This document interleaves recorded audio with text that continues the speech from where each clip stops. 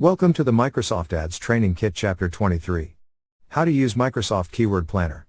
In this video tutorial, we are going to take a look at how to use Microsoft Keyword Planner, step by step. So let's get started. So from our Microsoft Ads dashboard, go to Tools and select Keyword Planner. Here you get all these options: find new keywords, get search volume data and trends, and get performance and cost estimates. Click on Search for new keywords using a phrase, website or category, and then enter your product or service.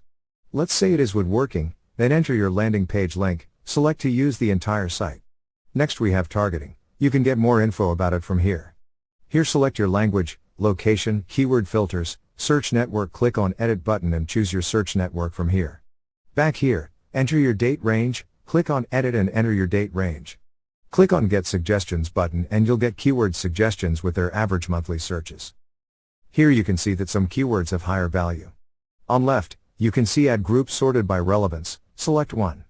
Here you get so many keywords, all sorted by relevance. Then we have average monthly searches, next to it we have competition. Click on Info button that tells you what it is and what you should know. Read it carefully to get a clear idea. On top we have Back to Campaigns link, also you can see the path where we are. So this is how you can use the Microsoft Keyword Planner. Thank you for watching. Please proceed to Chapter 24. Search for keywords using Google Keyword Planner. Inside that video, we are going to take a look at how to search for keywords using Google Keyword Planner, step by step. See you in the next tutorial.